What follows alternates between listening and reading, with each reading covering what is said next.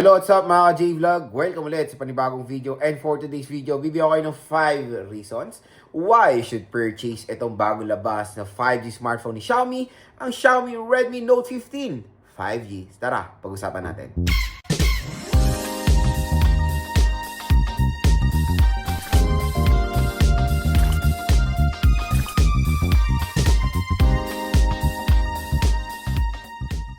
Mga idol, meron na naman tayo 5 reasons at this time. 5 reasons natin ang Xiaomi Redmi Note 15 5G. Tanggalin natin sa box para makita nga naman natin ang unit. Ito na siya. The BAM! The Xiaomi Redmi Note 15 5G. Nakakatawa lang. Dahil sa sobrang madali ko umorder nito sa sale, parehong color ang nabili ko sa 4G version. Ito ang 4G mga idol. Bam!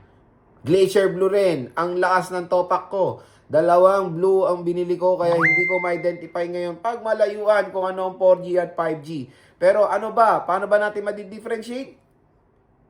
Ayan nakalagay 5G. Napakalit doon 5G. Ito wala. So again, very identical ang design ng mga Note 15 series ngayon kaya nakakaloka. Parating na rin yung yung 15 Pro ko. Pero binili ko black kasi parang mahal yung violet eh. Mura lang yung black tsaka blue. Blue na naman bibili ko. Nako, baka ang hirap naman na sobrang i-identify nun. So again, our topic for today is the 5 reason why you should purchase itong Xiaomi Redmi Note 15 5G.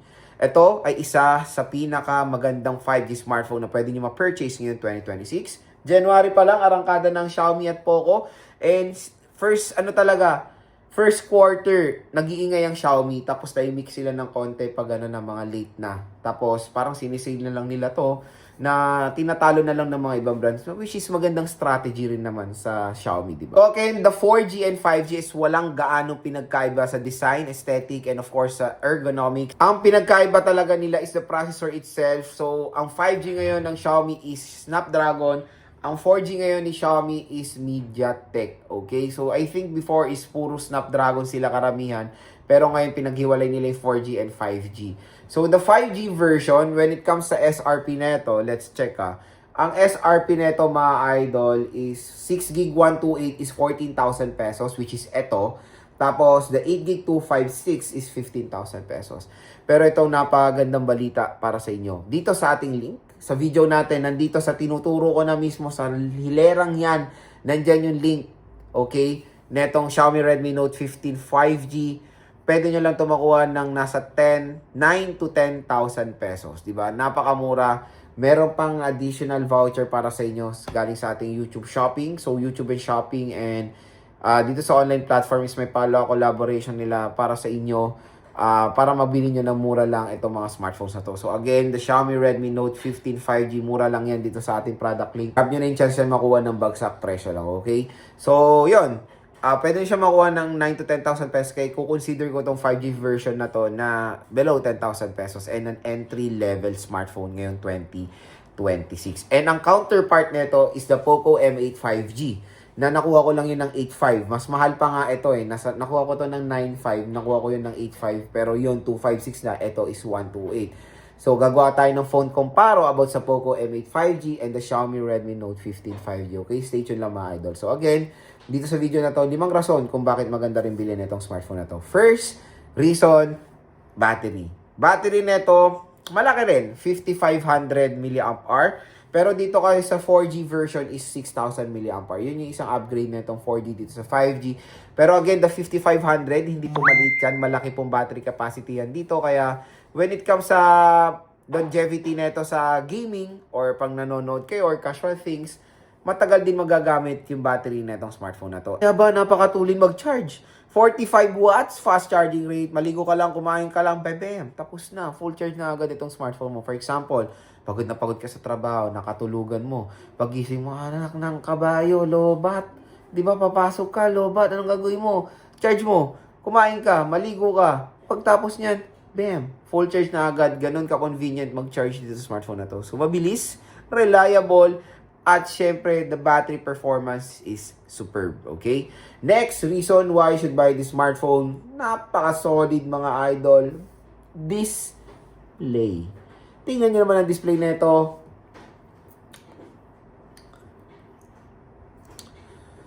Very premium. 6.77 inches AMOLED display, 120 Hz screen refresh rate, Full HD+, 1080p resolution, and 3200 nits of brightness. Corning Gorilla Glass Victus 2 protection. Diba? So, when it comes sa premium display, panigurado pag ginamit ito, matutuwa yung beautiful eyes nyo eh. Diba?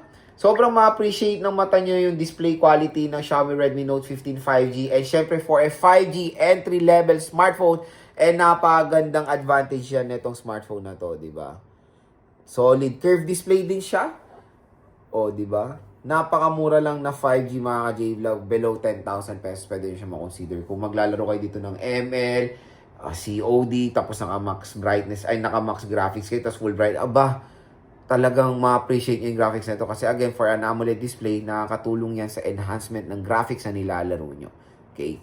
Next reason, chipset. Yung chipset nito, nagustuhan ko na yan sa Poco M8 5G kasi yung Poco M8 5G is merong Qualcomm Snapdragon 6 Gen 3 processor. Same din dito na merong Qualcomm Snapdragon 6 Gen 3 processor. So, when it comes sa gaming, doon sa Poco M8, na-handle niya lahat, even AAA games like Kuwa and Genshin Impact. Kaya asahan nyo dito mga ka-J-Vlog, makakaya rin yan dito sa Xiaomi Redmi Note 15 5G. Malakas yung Qualcomm Snapdragon 6 Gen 3 processor sa below 10,000 pesos na smartphone. So again, hindi lang naman lahat ng consumers natin naglalaro eh. Ay iba, syempre casual things, trabaho, ito pwede very snappy, opening of apps, scrolling sa social media. Kayang-kaya i-provide ng Xiaomi Redmi Note 15 5G nang walang kahirap-hirap at very, very snappy. Salamat din yan sa kanyang 120 Hz screen refresh rate. Pag nag-scroll kayo sa social media nyo, napaka-smooth ng flow ng kanyang display. Fourth reason mga ka-J-Vlog camera, ito yung isa na nagustuhan ko dito dahil finally, merong ultra-wide camera, di ba? Buti na lang nagkaroon ng ultra-wide camera na kasi yung mga iba rin smartphone like the 4G counterpart, depth sensor na very, very useless. Ito, finally mga ka-J-Vlog, nilagyan nila to ng ultra-wide camera. It's a dual camera system na which is very okay for me. Basta yung pangalawang camera is very useful like ultra-wide camera system. So, yon 8 megapixel ultra-wide camera and a 108 megapixel main camera. Napakataas din na megapixel ng kanyang front-facing camera, 20 megapixel as well. Ang maganda pa dito sa Xiaomi Redmi Note 15 4G, it is support ng 4K video recording. Below 10,000 pesos, may 4K video recording support. Napakagandang advantage yan dito sa smartphone na to. So again, kung naghanap kayo ng smartphone na merong malinaw na camera, ito na rin ang magandang i-consider mga idol. So meron tayong photo sample dito. Ayan, ang linaw. Mamaya, nandito tayo sa resort eh. Magpa-photo sample tayo dito sa Xiaomi Redmi Note 15 5G. Yung mga magandang shot natin, gagawin natin dito sa resort. Bibigyan ko kayo ng mga photo samples nito, mga solid na photo samples sa ating full review. At ang final reason why you should buy this smartphone, wala na iba kundi affordability. Kung naghanap kayo ng mura na 5G smartphone ngayon 2026, ito na ang magandang i-consider mga ka-J-Vlog kasi below 10,000 pesos, curved display, magandang camera, snappy ang chipset, dual stereo speakers for immersive sound, IP66 water and dust resistant. Pwede itong mabasa pero hindi siya pwede masubmerge. Is IP66 pero mataas na may resistance niya. Pero 66 yung pinakamataas for splash resistant eh. Hindi siya pwede malublob sa water, mababa pa yung kanyang protection. Dapat IP67, 68, 69. Pero 66, kunyari ginamit nyo to, inano nyo sa motor nyo, minount nyo, nabasa, naspilan ng tubig, mga ganyang reason valid, or kaya accidental drop ng sobrang saglit lang, valid yan. May protection dyan ang Xiaomi Redmi Note 15 5G. Siyempre, affordability ang isa sa pinaka-the best dito kasi tulad na dito, 5G na. Below 10,000 pesos, 5G connectivity. Yan din isa magiging advantage na itong smartphone na to sa mga karamihan din ng sa karamihan din ng mga brands nakapresyo niya. Kasi usually meron din siya mga ka-level na 4G na ganito. Kaya very tough yung competition ngayon sa below 10 sa mga segment na 7 to 10,000 pesos ngayon na smartphones kasi sobrang dami, ang gaganda ng specs. Kaya talagang solid yung competition ngayon sa ganyang segment. So ito, mahirap din talunin ng Xiaomi Redmi Note 15 5G sa ganyang price segment kung makuha niya siya ng 9 to 10,000 pesos. Possible yan kung dito niyo bibili yan sa ating online platforms. Again, yung product link na yan is official store po yan ni Xiaomi, kaya huwag kayong mga bumili dyan sa online.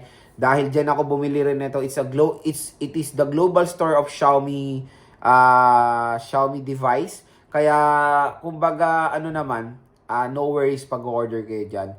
Kaya nilagay ko na yung link dito kasi pag click nyo yung link natin, may additional pa kayong discount na makukuha galing sa YouTube Shopping. So again mga J-Vlog, yan ang ating 5 rason kung bakit maganda rin bilhin ang Xiaomi Redmi Note 15 5G ngayon 2026. Kaya kung interested kayo dito sa smartphone na to, huwag na kayo magdalawang isip pa kasi hanggang January 28 ay meron po kayong free na smartwatch na makukuha. Sayang din to, I think nasa 1,000 plus din itong Xiaomi Smart Band 9 Active. Ito, bibigay ko to sa anak ko, saktong-sakto, Violet. Pero yun, grab nyo na yung chance na makuha ng sobrang mura itong Xiaomi Redmi Note 15 5G ngayong 2026.